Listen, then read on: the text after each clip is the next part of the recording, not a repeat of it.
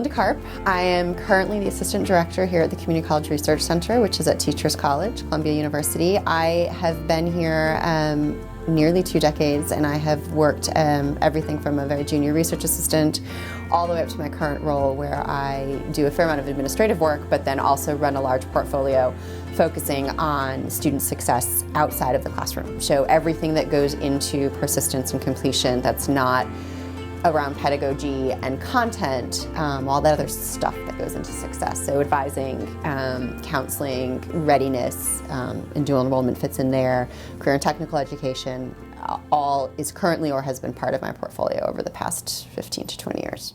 Yes. How did I come here? So it's actually a long story. I come to the work from a high school reform perspective. I actually grew up during the School to Work Opportunities Act in the late 90s. I came there. CCRC actually had a predecessor institute that our director ran that focused on essentially vocational education. We still called it that at the time. We were just moving into CTE. And I came to look at high school CTE programs, career academies, and school to work. Sort of in the waning days of the School to Work Opportunities Act. And the woman who hired me, a dear friend and colleague of mine, Kathy Hughes, and I were probably the last two here who were like, oh no, we're high school people, we're not going to do community colleges. But I joke that CCRC was the grant that ate the other center, and it became very clear that this was where the momentum was. And of course now I love the sector. I've learned how fascinating it is and important, but at the time, dual enrollment was a way to keep one foot in the high school reform space while maintaining my grant funding in a community college focused organization. And I still do. I love CTE. I love high school reform. My first research project ever was on apprenticeships. And so, people are now coming back to us and saying, oh, did you know about these things in Germany called apprenticeships? Yes, and I love them. But dual enrollment really was an outgrowth of the upskilling of career and technical education in the late 90s. Many programs were starting to think about how do we create CTE that could be both college ready and career ready, and dual enrollment was a piece of that. So that's how I actually started studying dual and concurrent enrollment. That's cool. And I call it dual enrollment because that's sort of the umbrella. Every state has a different word. It feels like every school district has a different name. We tend to use dual enrollment because it's the easiest nomenclature for folks to understand. Essentially, this was back in the early 2000s.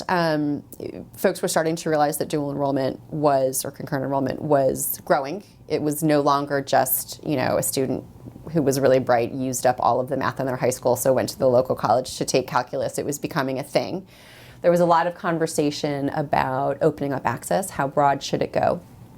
And at the time, and this is still true, most students who participate have some base level of academic proficiency. You can't do dual enrollment if you need remediation, and that's actually a policy in most states. So as a researcher, there's a bit of a conundrum because programs keep saying, well, our students do better when they come to college. And any researcher will tell you, well, that's not a fair comparison. It sounds great, but if you're recruiting all of the B+ A- students, of course they're going to do better when they get to college than the average because they came in with a relatively high degree of skill to start with.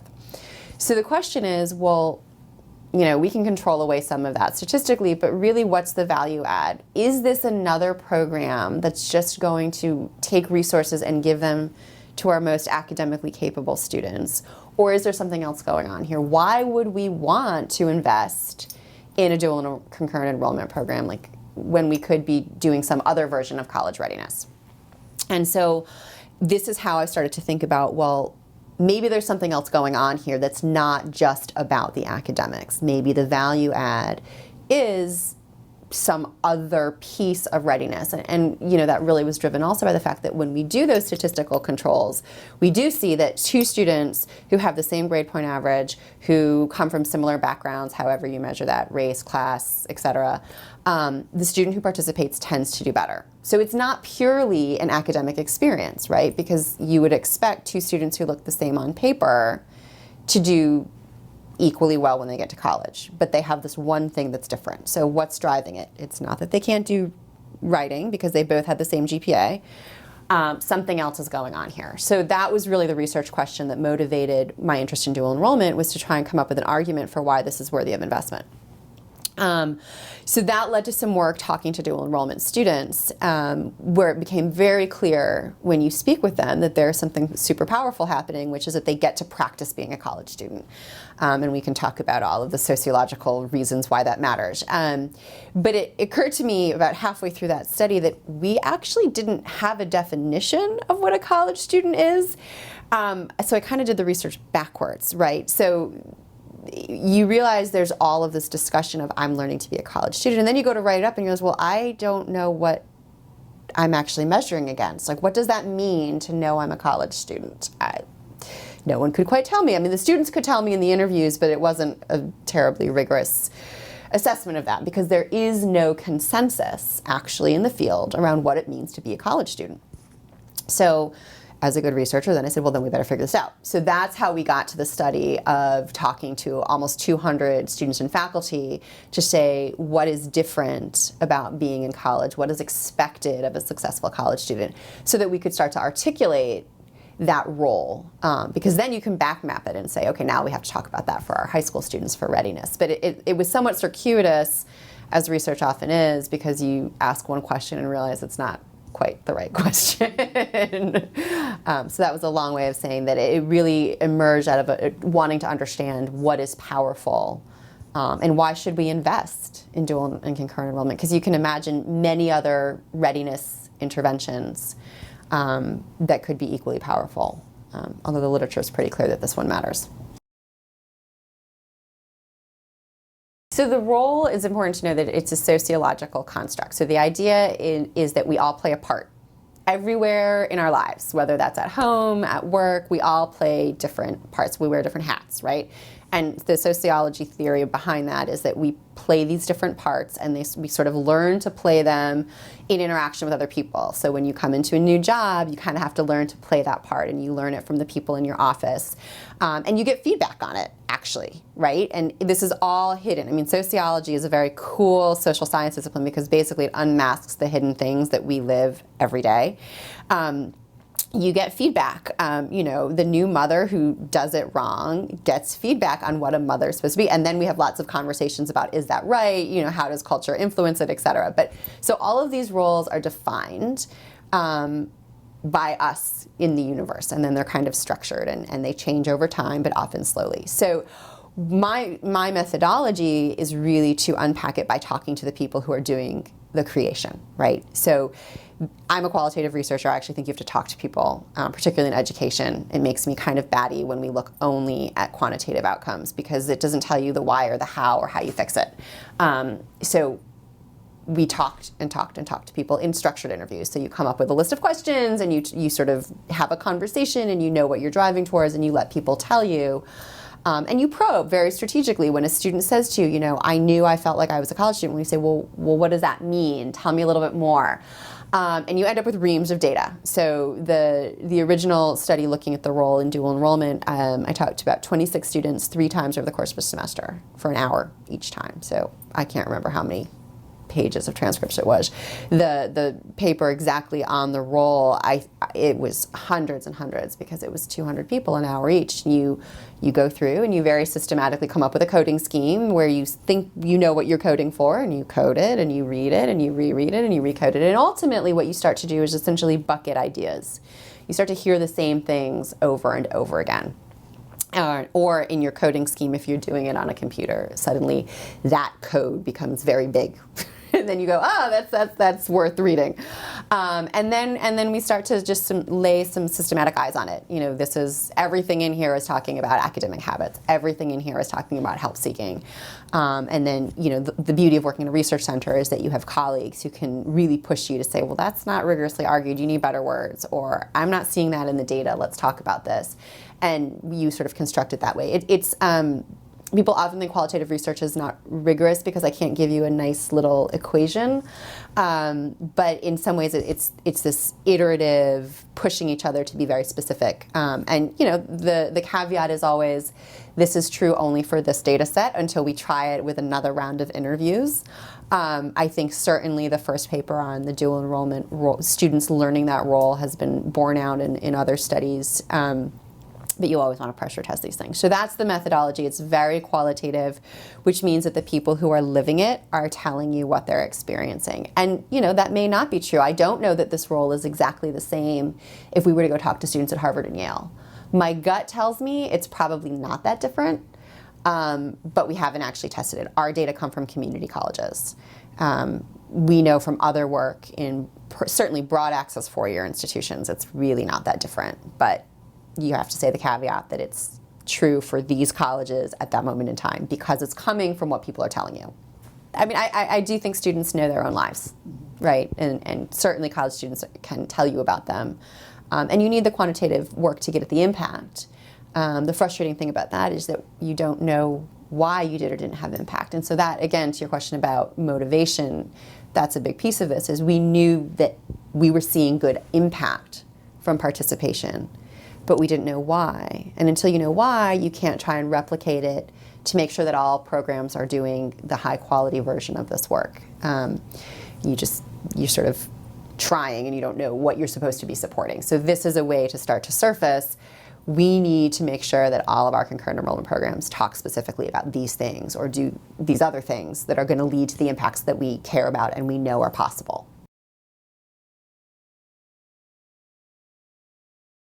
So there are all sorts of reasons, and that's, CCRC wrote a book about it. That's like a whole other interview. But the nutshell, and I will say I am not a believer in silver bullets. So I do think dual enrollment, concurrent enrollment, college readiness that focuses on non-academic preparation is a critical piece of that. But you need to acknowledge there are other things happening too. So we know that, let's talk about colleges where 50% of students place into remedial education or developmental education, but the graduation rates are in the 20 or 30s, right? You're losing some college-ready students.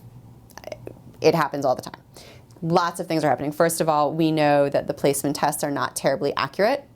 Some of my colleagues have done some seminal work on that. So the idea that just because you placed college-ready based off of a college test, an AccuPlacer, the ACT, it's not actually correlated with a whole lot. So thinking about how you do placement is important. Different conversation. So there are some students who were probably deemed college ready who weren't, although the bigger concern is that there are a lot of students who are deemed not college ready who actually could be successful in a college level course. We have all sorts of concerns about how students are guided and supported throughout their college career. So the idea that you can come in and you get 15 minutes of advising and you may or may not take courses that are relevant or appropriate, that you may or may not actually put together a program of study that gets you to completion. So 3-4 semesters in, you realize that you actually haven't earned a credential because you took courses that didn't add up to anything. That's part of the problem. And so reforms like guided pathways and rethinking things like meta majors and transfer pathways are certainly part of the solution. Just advising in student services, obviously, lots of students are running into trouble and nobody's reaching out to them until it's too late. Also, we don't actually provide a lot of resources for student services. We provide lots of services, but not enough and not systematically enough if you talk to students. All of that's contributing. But I think, some of that actually, and it comes out in this paper, if students come in prepared to navigate this very chaotic structure, the institution should be reducing the chaos. But we would hope that more students would come in with the skills and ability to navigate some of that more effectively. So it's sort of a twofold thing, right? Like you want to prepare the students, but there's a lot happening at the institutional level, which could make it a little bit easier. But that's a different conversation. But the point is that there are a lot of students who are coming in, quote unquote, ready. And I think some of them we're losing them because of the structural things I just laid out. But many of them also are coming in, and if you talk to students, you hear this in all kinds of ways. They don't feel at home. They feel uncomfortable. They don't know how to ask for help.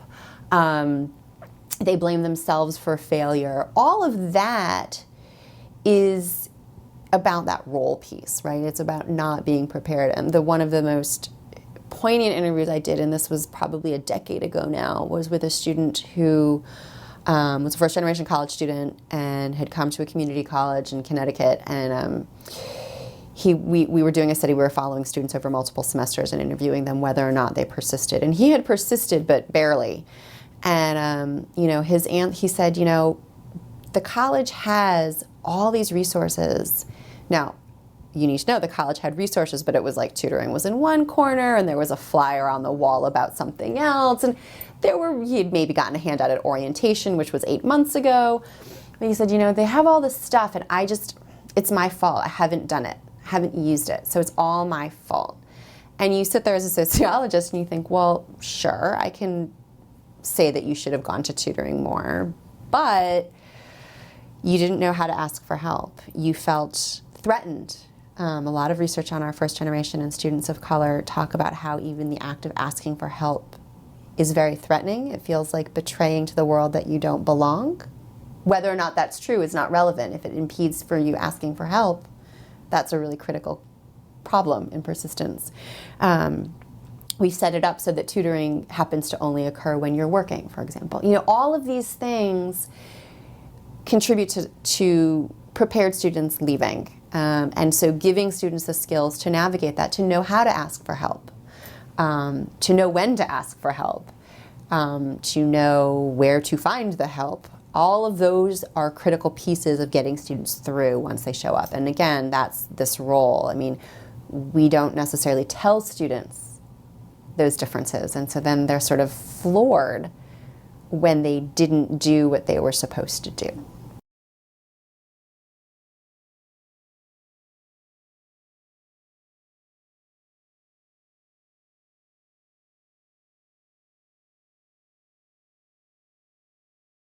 It's interesting, there's a psychological construct now that's really popular that hadn't really been articulated when I started doing this work around productive persistence and grit, which I actually prefer less in the community college context, but this notion of being productive, failing, and then using that as a learning opportunity and understanding that failure is an obstacle and a challenge, but not a reason to leave, and that it's a good thing, has become a much bigger focus in a lot of schools. At the time, that wasn't there, but I think this notion of productive persistence is part of it. It's not in the paper because we didn't really talk about it at the time, but I think it is part of this, is the help-seeking behaviors really are around learning how to be productively persistent, knowing when to ask for help, knowing how, knowing that it's okay. And it's interesting that you talked about the parents who want to clear the path. But there's also such a large subset, particularly at community colleges, of students who have no parent to help them even figure out the path, right? So you've got a huge bifurcation. You've got a set of students who really don't have any productive persistence because they've had many paths cleared for them. But you've also got a subset in community colleges, and remember, dual and concurrent enrollment tend to happen in schools that don't have as much AP, or less high-powered. It's still segregated, but it reaches a slightly more diverse, disadvantaged population than something like AP. You've got a lot of students who are coming to community college who don't have parents who can help them navigate any of this. So for those students, learning the role is this constant navigation all on their own, right? Because their parents don't have the wherewithal to help them. And that's an important thing to remember too, is you've got a dual challenge, right? For some students, you've got to give them a little more challenge, and some students we need to acknowledge that this is why I don't love grit in the community college context. Don't tell me that a single mom, I know they're not concurrent enrollment students, but a single mom who's figured out how to rejigger her work schedule, get her car fixed, and find childcare and come back to school isn't gritty because one day she couldn't make it, right? It's not that we need to teach grit, right? And that's a totally different set of skills than the students you were talking about whose parents are like, away from my kid. I do think that articulating the role of a college student is useful because that role will cut across both segments.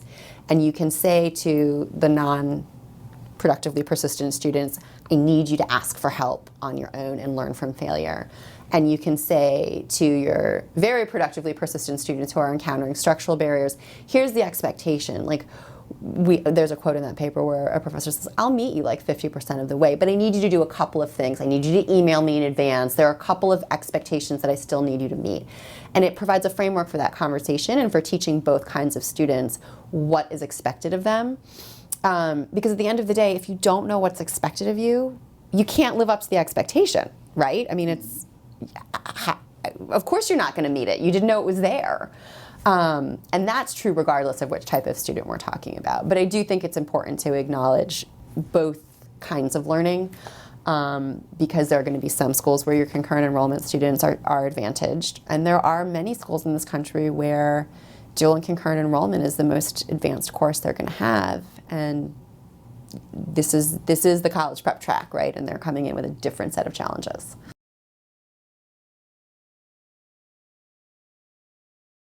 Yeah, I think most of them, it's interesting, I think most really can be taught in a high school. There are not many, other than some of the navigating the campus.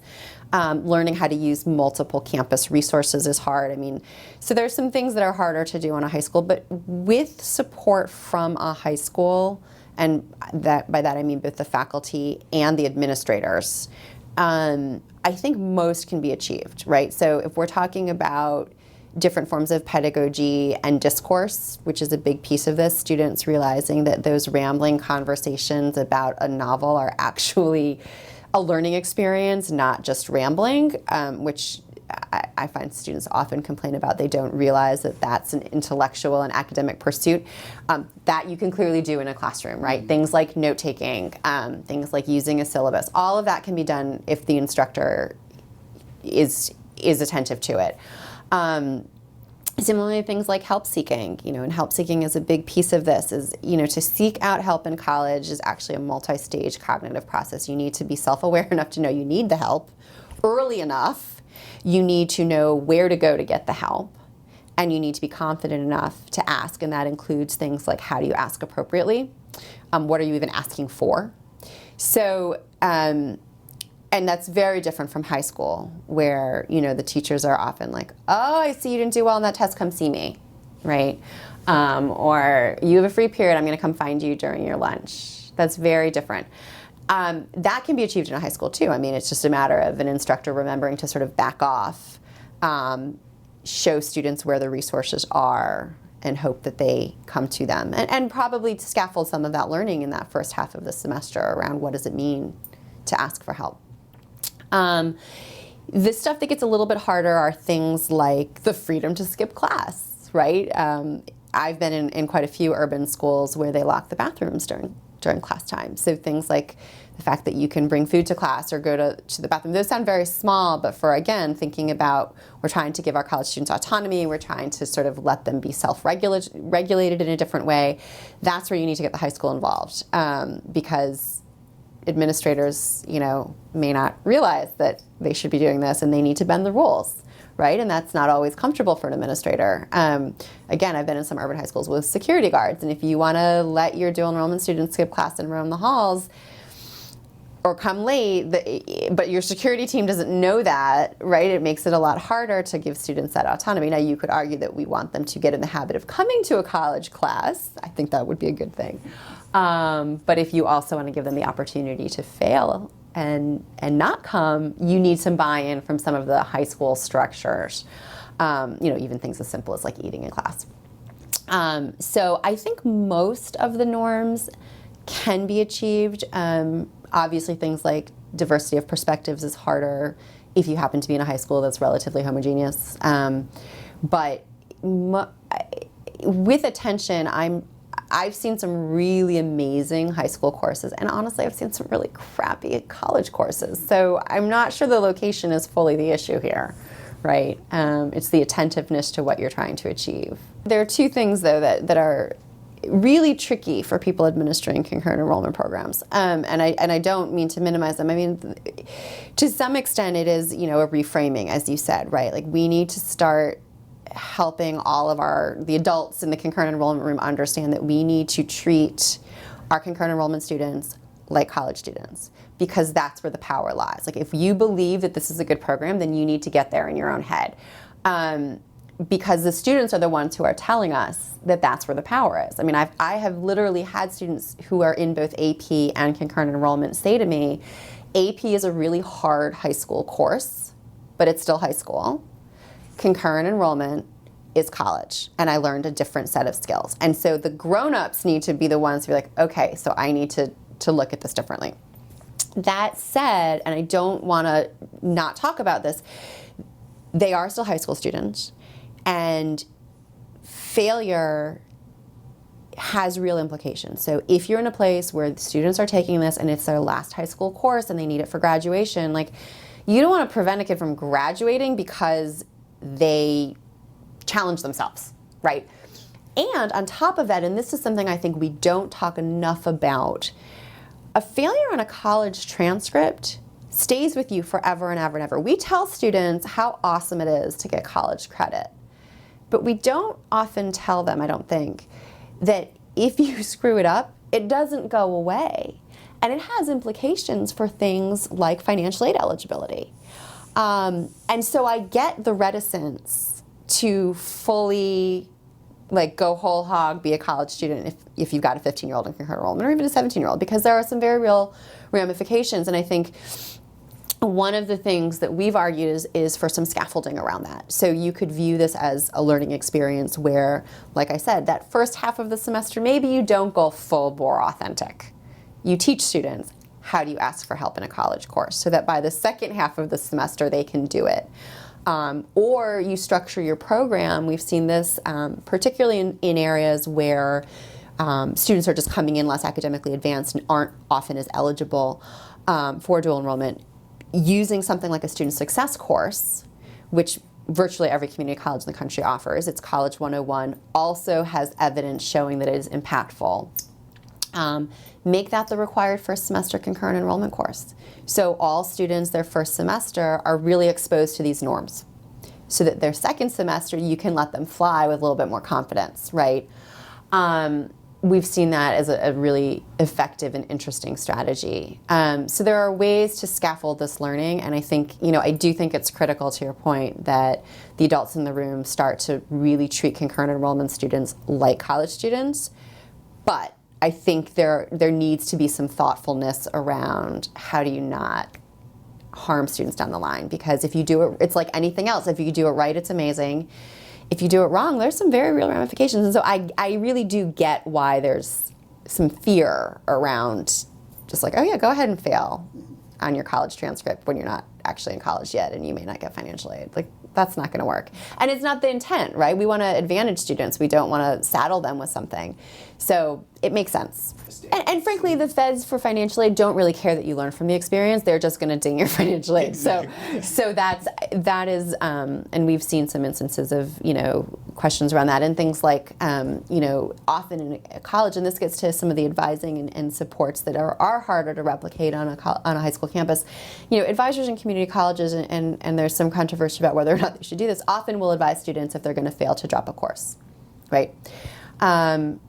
That has implications for lifetime Pell. There's a lot of nuances to that. So I'm not sure it's always the right way to go, but you can imagine needing to start filling in your high school advisors around the relative implications of dropping a dual enrollment course versus sticking with it if you're going to fail, et cetera. I mean, there are some things that need to be thought through, particularly if you're trying to open up access to dual enrollment to those students who maybe have a C+ or a B average, who probably will be successful and learn a ton. But there is a question of how far do you go, right? I mean, we don't want to set students up for failure. We want to set them up for success.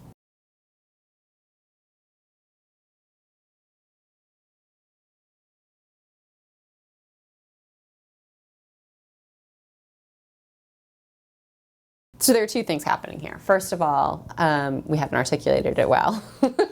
Actually, there are three things. Part of it is, folks in high schools don't go to colleges, and they often will try and replicate their own experience, or once you get old, you don't really remember what it was, and put myself in that category. So high school instructors who want to replicate those expectations just may not be working with full information. Not to mention the fact that they're often constrained because of the things we talked about around just the structure of a high school. It's much harder to be collegiate when the door is locked in the bathroom and whatever. So there's that piece of it. There's just this fact that they can't because they don't know. And I actually think that this is another place that's potentially really powerful for concurrent enrollment, because if you want to get your high school instructors to understand those norms, they have to talk to college faculty.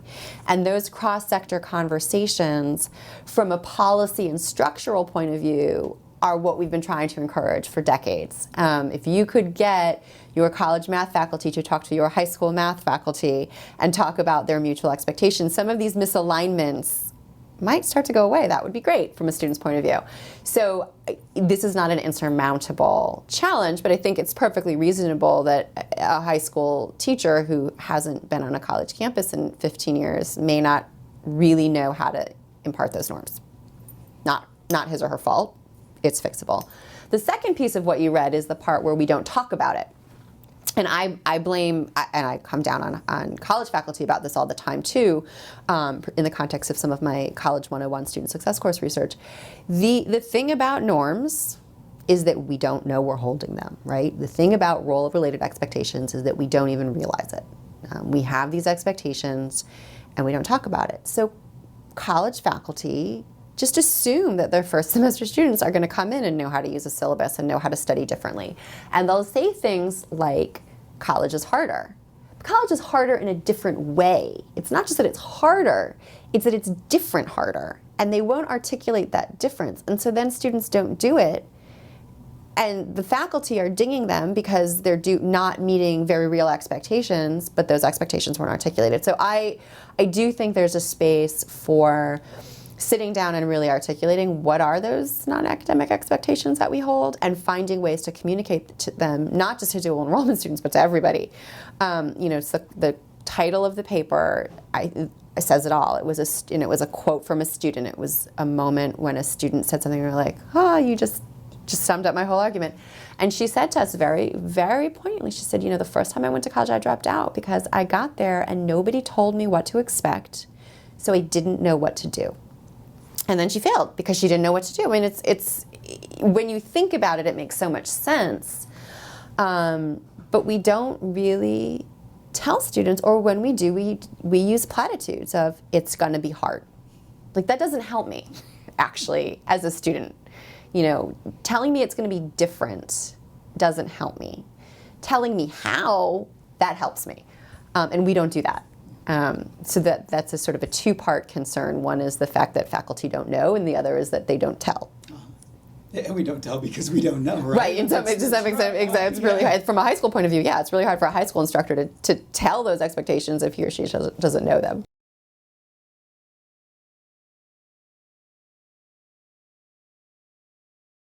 Well, I think part of it is that we don't tell them, we don't show them, we don't ask them to practice it, so they don't know. It's probably, again, some of our barriers of not knowing either. But I think there is immense power in practice, and and exposure, and I mean meaningful exposure, like a 1-day, 2-hour visit, whatever. That's nice, but it's not really what we're talking about. I mean, true exposure to those new expectations is really critical, and we don't do that very well. This is where I think dual enrollment has a huge role to play.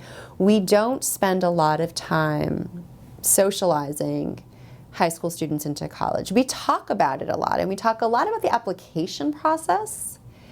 It's actually kind of like, now that I think about it, it's sort of the way we talk about marriage. We spend a lot of time talking about the wedding, but we don't talk about how you actually live as husband and wife and make it work for 30 years. We talk a lot about getting students into college. We talk less about what the heck is going to happen once you're there. And sociological theory and the research tell us that people, when they transition to a new role, whether that's marriage, student, worker, they need exposure and practice in order to make that role feel comfortable. If a role doesn't feel comfortable because you're getting negative feedback, because you're not living up to those expectations, you'll leave it. And so it doesn't surprise me that students come on campus and then they're like, the faculty are yelling at me, I'm getting bad grades, I don't know what I'm doing, I'm out. Why would I stick around in a place that feels bad? So we need to do a better job socializing, just the way we we talk about internships, right? We want to socialize people into the world of work. We used to talk a lot about how fast food jobs were really beneficial for teenagers, not because of the pay, but because they learned certain norms about the workplace. We don't do that with that transition to high school to college. We do college tours, we do shadows. There's a fair amount of evidence that short-term exposure is not super helpful in the long term. And we don't do this long-term exposure, which is essentially socialization. And that's what I think the best version of dual enrollment can do, is it gives students a semester or two to really try it on. so that when they show up on campus, it doesn't feel quite as weird. It'll feel a little weird, but not as weird, and they're more likely to stick it out and not be like, this isn't for me.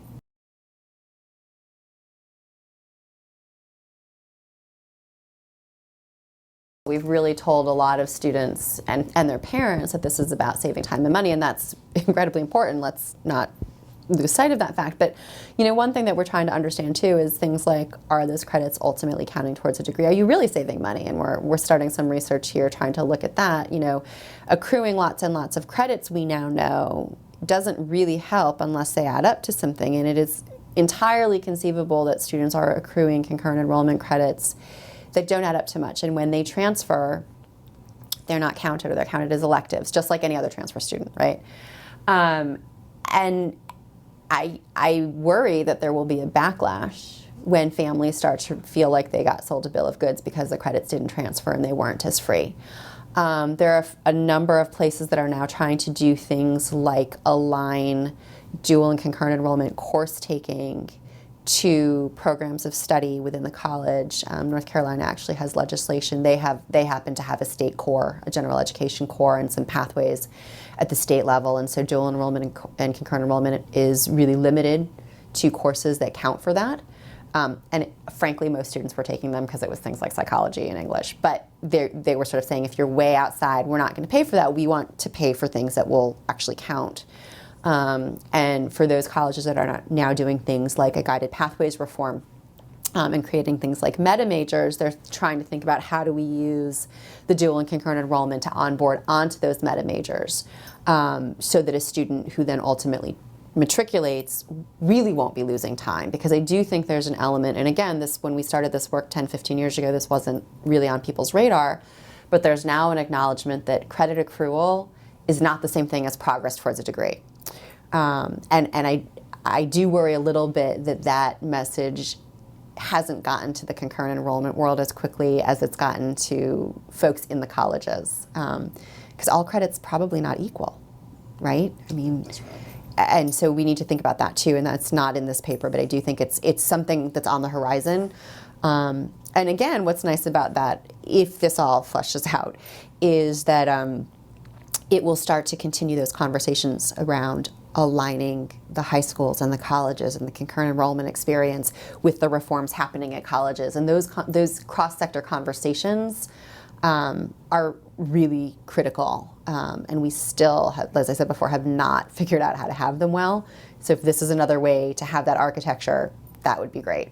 And again, these are some of the nuances that I think at the high school folks have no reason to know, but we do need to do a better job of communicating them, because they're important as dual and concurrent enrollment grows.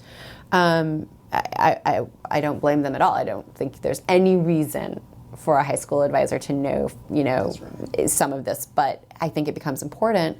But from a student and parent point of view, I think we need to be attentive to how are we selling this, right? But that's new. I think for a long time it was just save time, save money, but reframing it around being better prepared would be great.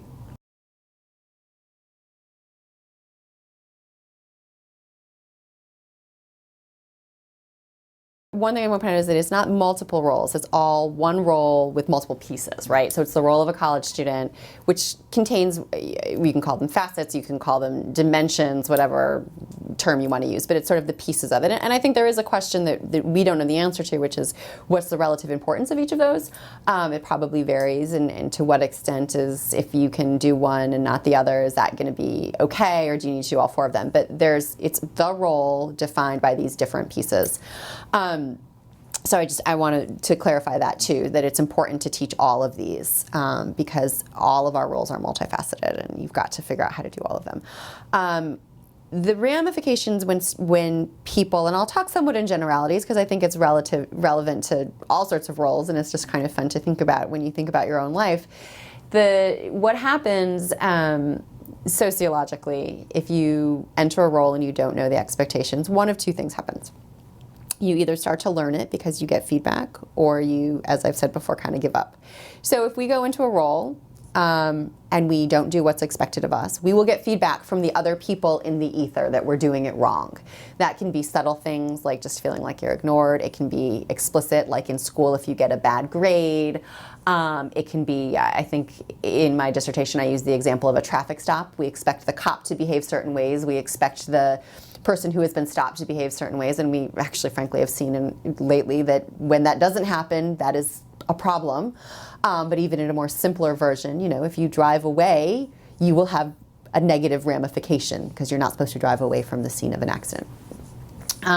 So all of these roles have expectations, and you get feedback from the people around you if you are doing it wrong. And you will either learn as a result what the expectation is. Oh, I'm supposed to stay here. Or, oh, I'm supposed to I'm supposed to use different margins in my paper so I don't get in trouble. Or the teacher prefers it when I address him or her as professor, whatever it may be.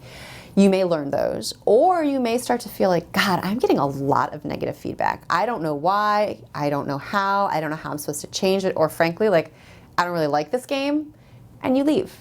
And so this is very common in things like professional exit, right? You get into a profession, you start to learn the norms, it feels very uncomfortable, it doesn't feel right, the relationships feel off, and you go find a different career. All those lawyers who realize they actually don't like lawyering. So the negative feedback that you get either is instructive and you learn to succeed, or it is in some ways destructive and you go find a place that feels better. That better aligns with who you are and who you want to be. Now, there's an identity component to all of this too that we've only talked about a little bit, which is that sociologically over time, what tends to happen is as the feedback becomes more positive, as you create more relationships or social ties as part of that role, it becomes integrated in who you are. Once that happens, it becomes even harder to leave. So once that happens, the negative feedback is less likely to kick you out and more likely to just be really depressing, but you're going to stick around because this is who you are now. So part of the potential for dual enrollment, and this takes longer to happen, so we don't see it quite as dramatically, but you do see it in a number of students, is they start to identify themselves as a college student. Once you do that, once this is who you are, it is much harder to walk away because you're not just walking away from a job. You're walking away from your identity as a lawyer, or you're betraying that identity. So we kind of want that from a college persistence perspective, right? So we want students to learn the role so they can be successful. But typically that success will ultimately lead to them starting to feel like, I am a college student. Like, this is who I am. And I've got friends there, and I tell everyone I'm a college student.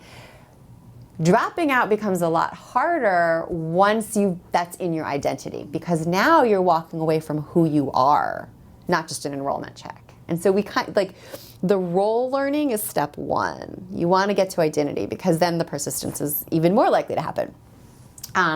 So that's kind of what happens in role-related learning, and you can do it a lot of ways. You can do it formally, you can do it informally, socialization.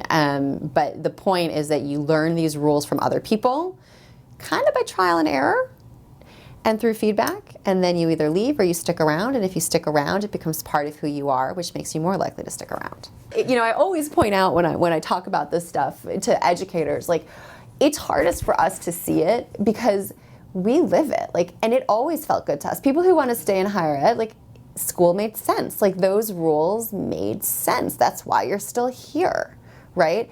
But they don't make sense for everybody. And that's the part that I think is really hard as an educator, is to unpack those things that are so natural to you, you don't even know you're following them, so that other people can learn them.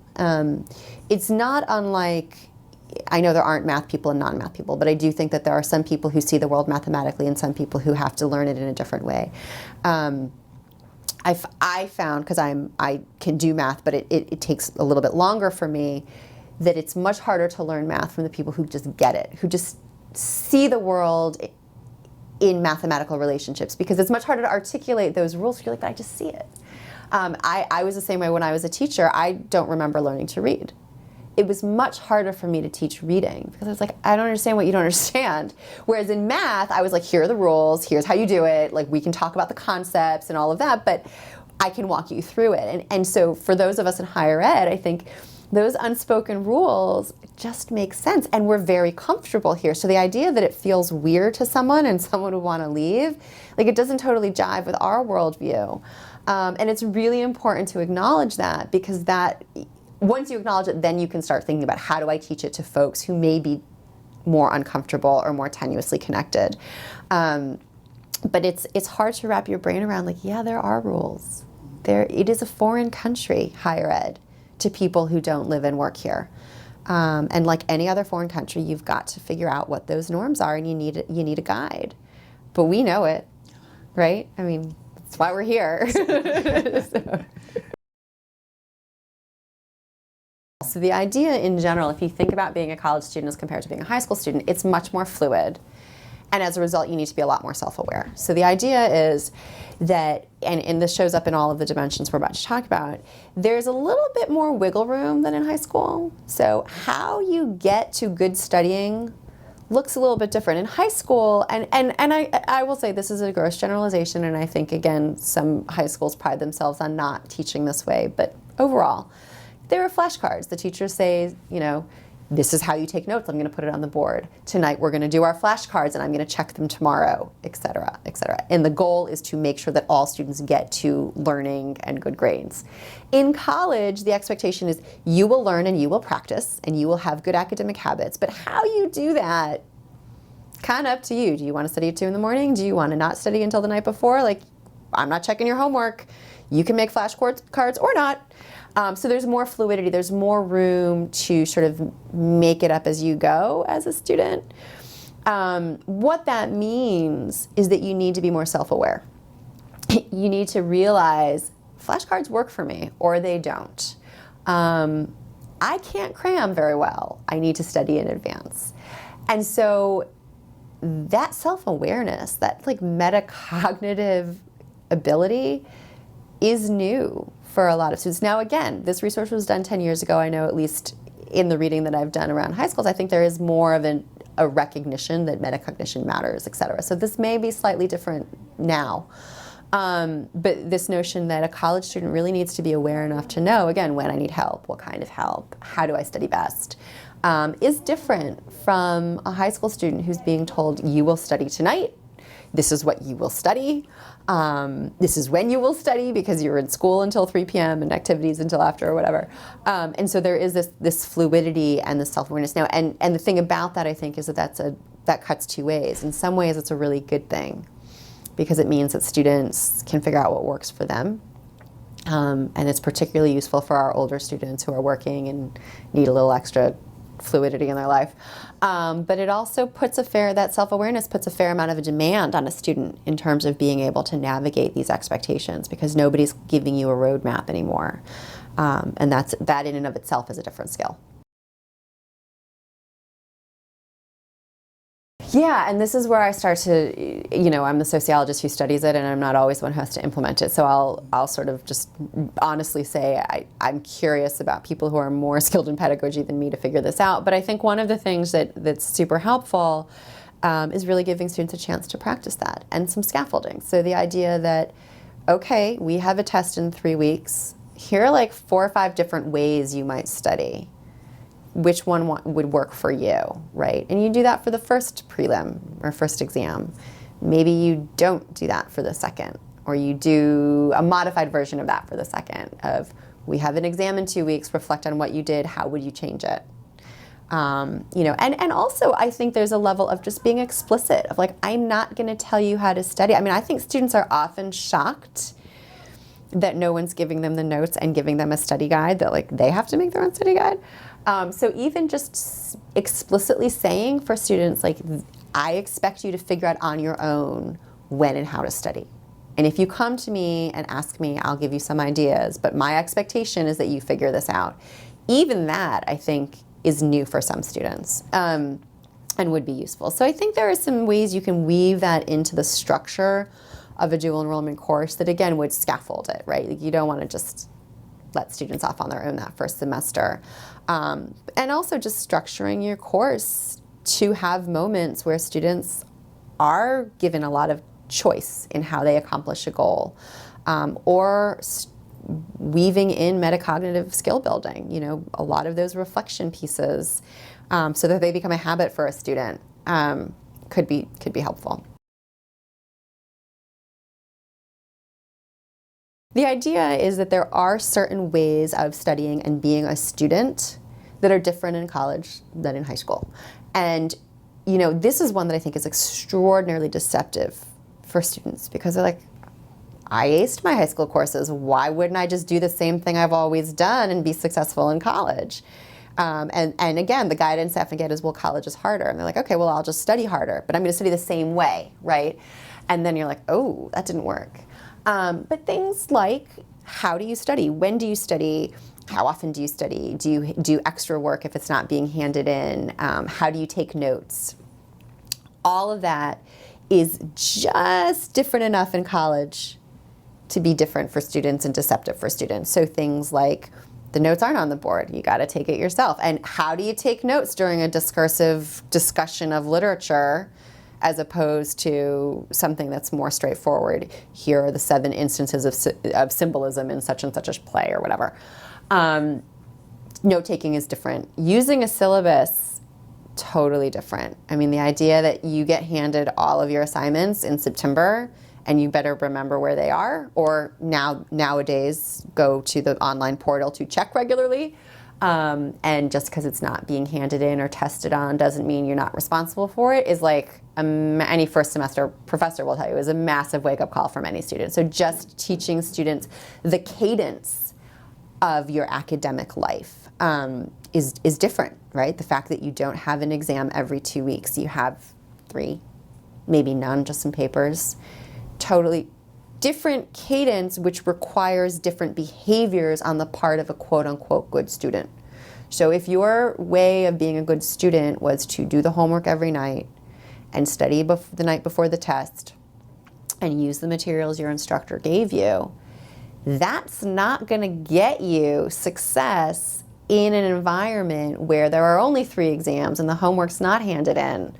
You need to recalibrate what it means to be a good student. And again, we hear this in the work that we do from students. I often will have students say, I studied for that first dual enrollment test the same way I always studied, and I failed. Totally bombed it because I did what I always did. So I had to do something different the second time, and now I know, and I did so much better. And what I love about that is that that's a high school student who learned that in one class, not a first semester college student who learned that in like 4 classes simultaneously, right? Because now the student knows those habits have to be a little bit different. So that's really the difference, is how do you handle that cadence, and how do you rejigger note-taking and studying and following assignments? Yeah. Well, that's a really good point too, the fact that they learn it in one class as opposed to 4 right. simultaneously. I think that's important. Yeah, I do too. And we call it role rehearsal. It's sort of this gradual entry into practicing, and then you fail. It's not low stakes, because like I said before, you don't want an F on your college transcript, but it's a heck of a lot lower stakes than once you're on the campus taking 4 courses. And often those first exams all hit at the same time. So if you don't have the right study skills, you may bomb all of them. And then again, you can imagine that's a lot of negative feedback. And you can imagine students who already were sort of like, do I belong in college? My parents didn't go to college. Maybe I shouldn't be here. Being like, I'm not actually college material. I'm out. Whereas if you give them that toolkit, they're much more likely to be successful. So as I've mentioned now, probably feels like a dead horse, colleges have a culture, right? An institutional culture that we who live there don't actually recognize. And the problem with that is that students, they need to know that. And so there are some very important pieces of being in an academic world on a college campus that don't always come through on a high school campus. So things like talking is actually a valid form of learning. Arguing is a valid form of learning. It's not that your professor is just up there ranting and raving, usually, sometimes maybe, but not usually. There's actual pedagogy and a value in that kind of conversation. just understanding that and understanding why it's there is often jarring for students who are used to a different form of dialogue and teaching. So just understanding that culture of sort of academia, what it means to be a scholar, is important, and valuing it. Becky Cox, who worked with us many, many years ago and is now, she's not at Seton Hall anymore, I can't remember where she is anyway. She wrote a great book called The College Fear Factor. It does a lot of things, but one of the things that she talks about in there is how students often come to college with a sort of a utilitarian view around learning. And I think that often comes through for a lot of reasons, but it certainly helped in high school too, where you're learning to get to graduation, you're learning to get a grade, etc. And this notion of learning for learning's sake, scholarship, it doesn't quite align with a utilitarian point of view. So learning that there are a lot of people on a college campus who want to just talk about things because they're cool, and that's okay, is kind of important. And that's hard for students. Not everyone has that same point of view. So that's the discourse, the valuing of it. And I think the second piece of that is around understanding how to engage in difficult conversations, whether it's around race, around class, around literature, sexuality, whatever it is. Those conversations happen or should happen on a college campus. And learning how to, and certainly we have not solved this problem on our college campuses, but learning how to engage in that discourse in a way that both honors it and respects multiple viewpoints, make an argument about it that's both persuasive but not insulting, all of that, and recognize that as a culture, higher ed values that, or says they do, is really important and potentially very different from a high school where people are perhaps shying away from that kind of conversation, where because of the types of testing we do, the discourse is a little bit less nuanced, shall we say, all sorts of reasons. So that is a very different kind of culture, that academic culture. And again, some high schools really value that and do that, and many high schools, for all sorts of very good reasons, are much more focused on graduation, state standards, like we've got to learn, we've got to make sure our students leave learning certain things. And so that's the discourse. And then what was the last one? Recognize that community college is less forgiving. Oh, less forgiving. So that is, it's funny, and then there's also the cultural respect. Community colleges, I've mentioned the fluidity, and so in some ways they are forgiving, right? If you want to study at 2 a.m, rock on. But there's also an element that, like, the test is the test. Like, don't tell me the dog ate your homework. Don't tell me, like, there's no patience for that, right? Like, you show up, you pay your bills on time, the person doesn't care, really. You come in and you hand your stuff in on time. At high schools, the goal is to get to graduation and to get you to learn, right? So there's actually a lot of flexibility in high school. If something comes up, there are a lot of second chances. There's a lot of recognizing personal circumstances. And some of that happens in the community college, but it feels and looks a little different. And at the end of the day, like, there are certain things you have to do. Now, and that sort of flows into the cultural respect piece. The way we engage with faculty and students is a little bit different too, right? There's a real, there's a need for a give and take, because faculty members really want to feel like students are giving it their all, but at the same time they're willing to give the second chance or hear out a student who needs help, particularly in a community college where faculty members understand that students are juggling lots of things and are often not, school can't be their only workplace, for lack of a better term. But there is an element of, I need you to show me respect by dressing quote unquote appropriately, using the proper form of addressing me in an email. There's always the complaining professors about the students who email them with slang, etc. But also this sense of, I need you to respect the enterprise that we're in together. You need to make the best effort to come to class. You need to let me know if you're not going to be here. I'm going to give you some flexibility, but only if you give me something in return. And that give and take, I think, is a little bit different than high school, because in high school, at the end of the day, everyone has to be there. Everyone wants to get you to graduation. We're going to do it together. Whereas in college, we're in it together, but it's a slightly different dynamic. We hear a lot that from college faculty, you know, I want students to show me that they want to be here. And to some extent, you know, I think that's unfair because students, as I said before, that single mom who's working 2 jobs and whose car broke down probably does want to be there, and I think we need to acknowledge and honor that. But I think students on the flip side need to understand that there are ways you show you want to be there. You email, you use the proper form of address, et cetera. And that's where I'm talking about that cultural fit, that culture of how you show you want to be there, how you show respect is important. Now, I will say that this was a hard section to write because a lot of these cultures are racially, socioeconomically, structurally coded. And those structures can actually be used to perpetuate inequality, to blame the victim, et cetera. And so I do think it's important to acknowledge that they're not the only way to show respect. But if you write this from the point of view of wanting to help students understand what is expected of them so they can be successful, I think it's important to point out that they exist. We can debate whether or not they should. I'm happy to have that conversation because I think some of them are maybe should be up for debate. But they exist, and it's unfair to our students to not say, like, listen, when you get to community college, here's what people expect you to do. They expect you to dress a certain way. You're going to have to essentially code switch, and we're going to teach you how.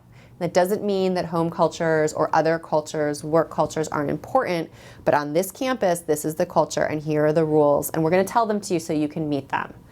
And so that's what we were trying to do with this. But I do always feel like it's important to acknowledge that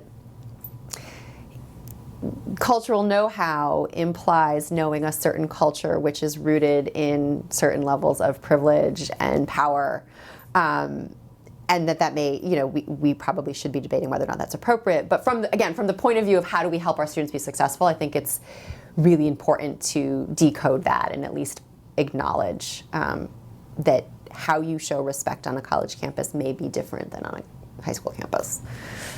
So, is there, when it comes to cultural know-how, is there anything that a high school or that a high school teacher can do to teach that or prepare students? So I think this is where the code switching and the making it explicit, and perhaps depending on the topic, even talking about the history of some of these norms is worthwhile. I'm a big believer in laying bare these structures, right? So, you know, being very clear with students that when you get to college, like, you can't call your professor by their first name, you can't call them "Hey, Miss." Here's how you write an email. We can talk about why you should or shouldn't, but, like, you need to know that this is the expectation.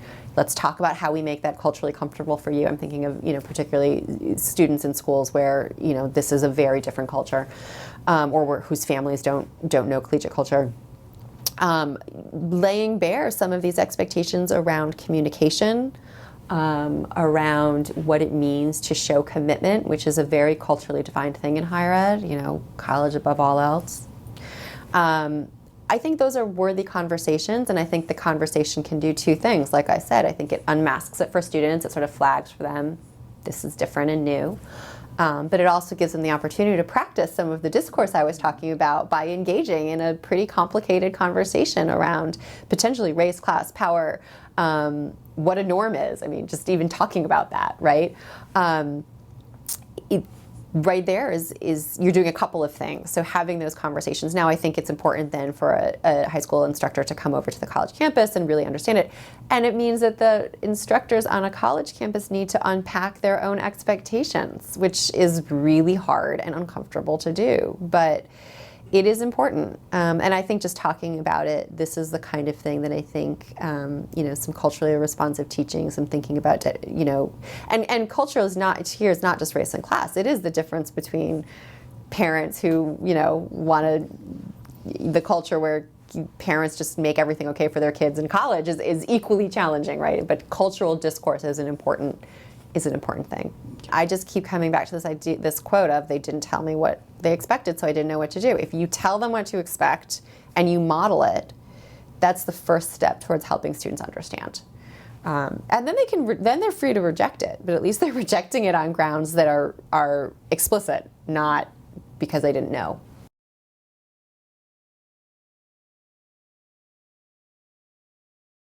I think this is certainly more pertinent for our adult students, although, I would point out that many students who come to a community college at the age of 18 are expected to pay part of their tuition, are starting to work, maybe thinking about families or caring for elderly family members. So it's not crazy to think that some 18-year-olds are starting to deal with this. But certainly in concurrent enrollment, it's a little bit trickier because the reality is the role of a high school student is, for most students, primary. That's exactly the difference between the two, right? Is that in high school, we assume that being a high school student is like the most important thing. Jobs often are secondary, they're part-time, family, and this is a little bit not true depending on class, right? Because we certainly have students who are doing a lot of caregiving or a lot of responsible for, the economics of their home when we talk about families from less advantaged backgrounds. But in general, I think our assumption is that in high school is the job. College, you might have multiple jobs, and the job's not just on the weekends to pay money for whatever, it's to support yourself. And that is a huge difference in the community college. And I think you're right, for concurrent enrollment students, it's a little bit trickier. But I do think, particularly when you get to senior year, you're going to start to see students who are having to work more because they have to pay for tuition. You're going to see students, you can talk about it even in the context of sports or high school activities. How do you balance the demands of a competitive sports team with college courses, right? There are ways to do it. I think you're right that it's probably the one that's least relevant for concurrent enrollment students. But I think even flagging it and talking about, again, how do you leverage that fluidity and having conversations around, let's talk about when are you going to study if you have other demands on your time? Because you don't have to do it every night. You could study 3 times a week for this course, would probably be helpful. Because what we see with college students is once they've figured it out, the way they balance their competing demands is usually to take advantage of that fluidity and use some strategies around when am I going to study, how am I going to study, et cetera. One of my favorite stories is the student, he was in high school. He was a dual enrollment student, and he said, I used to think that college was just, it was really super easy because, you only have 2 classes and I could go home and, you can go home at the end of your day and watch TV and stuff. He's and then I took dual enrollment and I realized that I needed to stay after school and study. I couldn't go home and watch TV. I needed to use that time more effectively. And he was actually a high school student who had his mother got very ill about halfway through the semester. And he said, I realized that with dual enrollment, I had to sort of balance this. And I couldn't go home and watch TV, and college isn't any easier. It's just different. And it was that's what I'm talking about. So I think it can happen. But it's certainly, if your students don't have multiple roles, it's a lot harder to get them to practice balancing them. Yeah. Well, and this goes into some of those things we were talking about before, to what extent are you really going to let your concurrent enrollment students skip class or things like that. But, we do see this a lot with our adult students or even our 18-year-olds in a college campus if the car does break down or the transit is terrible or work shifts totally got screwed up this week or mom got sick or whatever. And instructors really do appreciate this notion of, I'll cut you some slack, but you got to tell me, you got to keep me up to date. And so I think that norm in a concurrent enrollment classroom probably could be perpetuated. Things like if you're out that day, I'm making this up, but I'm not going to check the attendance register. It's your job to email me if you're absent because you're sick or because you have a doctor's appointment. I don't want a note from your parents. I want an email from you. Those kinds of things to sort of get in that habit of I need to communicate with my instructor. I need to be really honest about what's going on could be a first step.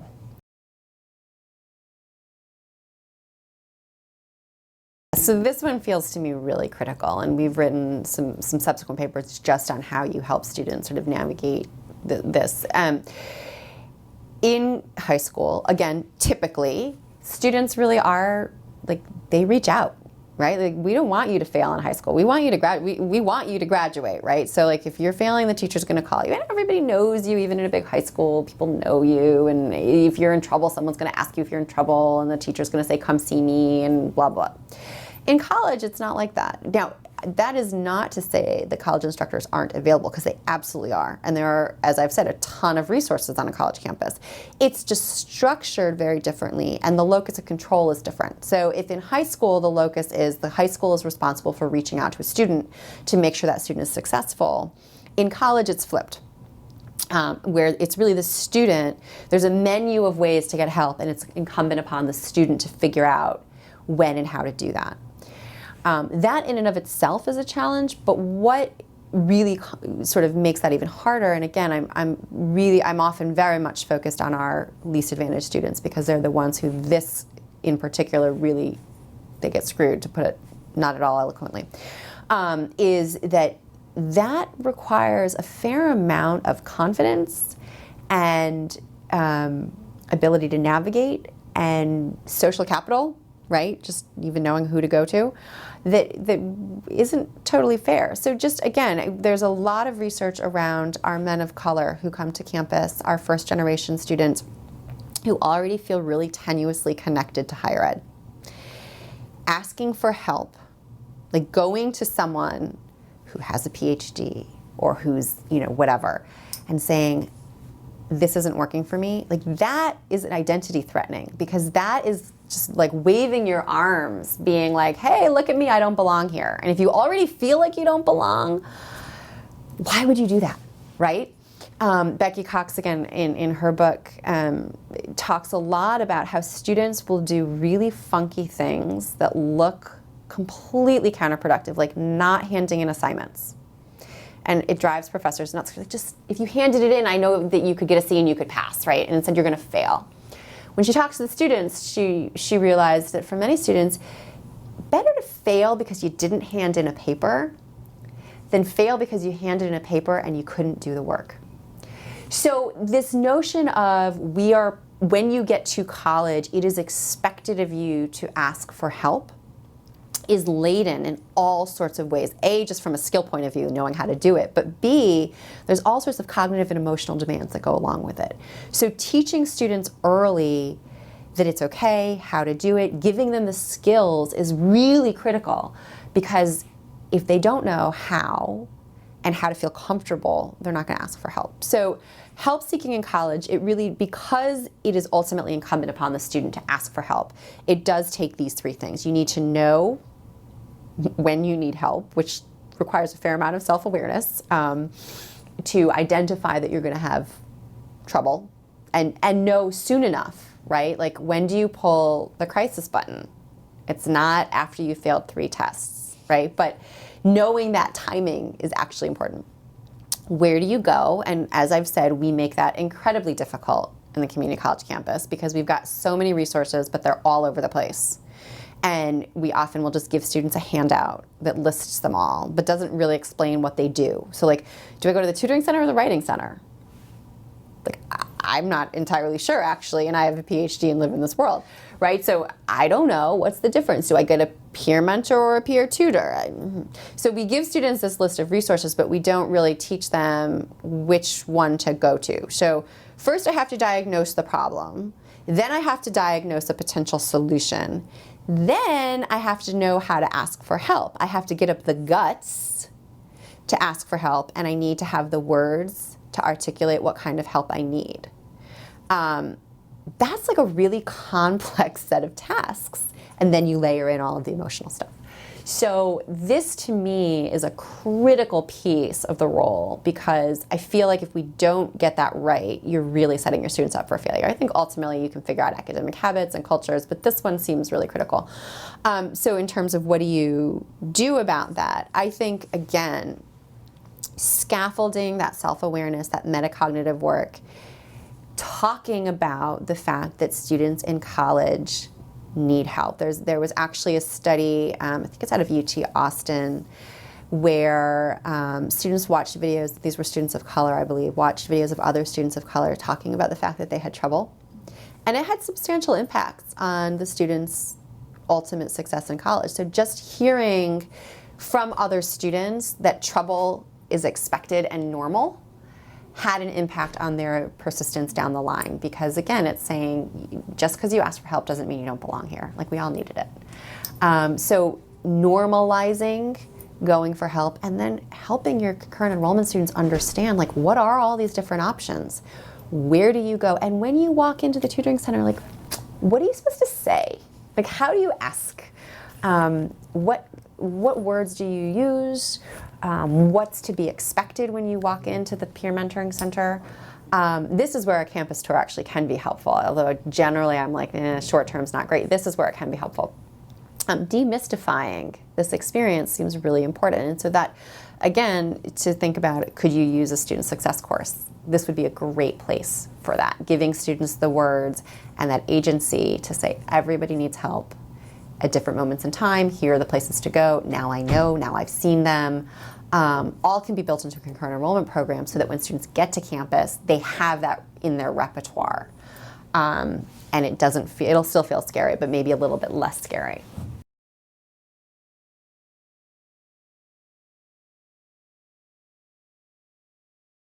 I mean, I think ultimately any cultural role is taught and learned through just practicing it, right? And theoretically, that's part of what happens.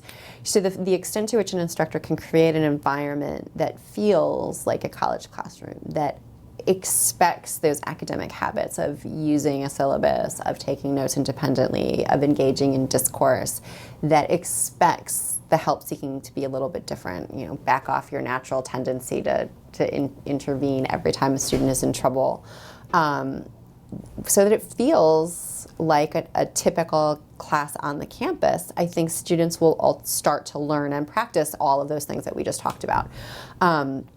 I mean, I think that's hard. I think it's doable. I've seen it more than once, for sure.